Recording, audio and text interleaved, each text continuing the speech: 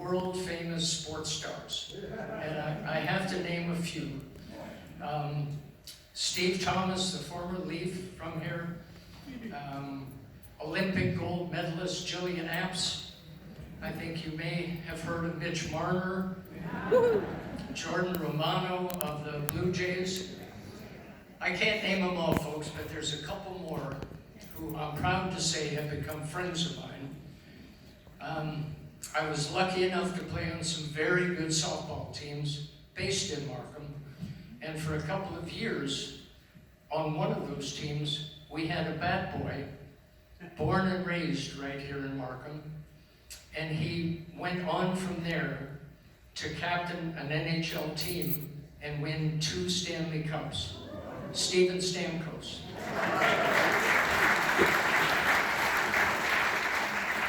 And the other friend of mine, he would be here tonight, but he's working because he is the voice of the Toronto Maple Leafs, the holy Mackinac man himself, Joe Bowen. Okay, speaking of sports, do we have any Blue Jay fans in the house? Do we have any Gordon Lightfoot fans in the house? Well, that's good, because I have a story that involves both of them. All right. Back to March of 1999, we had just started a tour of Florida.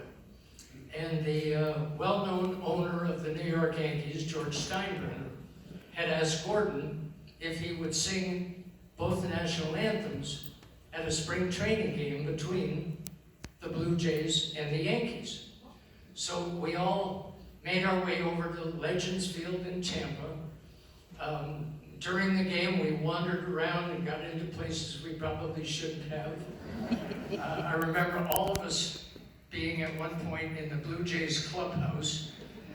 I remember also, not sure how this happened, but Mike and I ended up in the broadcast booth with Tom and Jerry for a couple of minutes.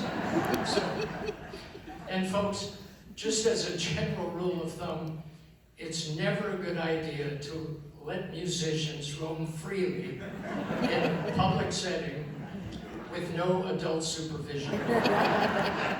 But we managed to escape. I don't think there was even a single arrest that night. Rick, was there? Not that night. No. So, back to the reason we were there. We had been invited, or we were invited, to join the players and coaches on the field for the anthems. So, you can imagine what a thrill for a baseball fan like myself.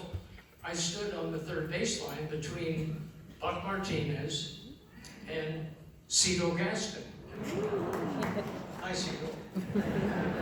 He's a big man, folks. So, anyway, I noticed before Gord came out to sing, well, no, I should say, let me go back. Gord motored through, respectfully motored through, both of the anthems. Buck Martinez, when Gord was finished, leaned over to me and said, "Man, that was really good. It was so short."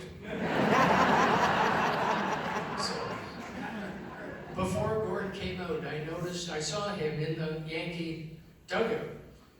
He was immersed in a sea of pinstripes and, hanging out with the players, but there was also a gentleman in a dark suit.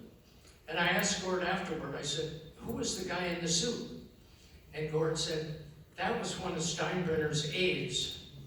He brought me a Yankee jacket." George Steinbrenner said, "Mr. Steinbrenner," with the aide said, "Mr. Steinbrenner wants you to wear the jacket when you sing the anthems." And Gord said, "Well, that's not happening." Gord pointed across the diamond to the Blue Jay dugout and said, "Because that's my team over there."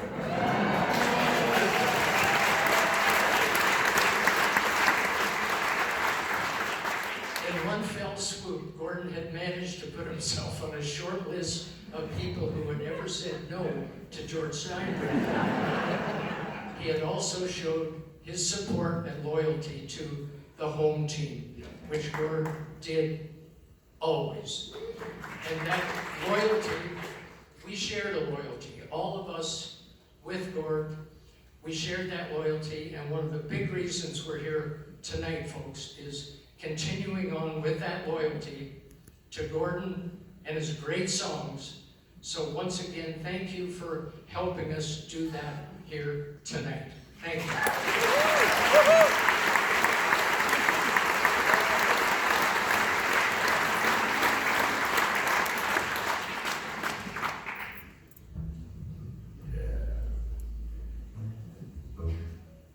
I'm from Florida, but I'm still a Maple Leafs fan.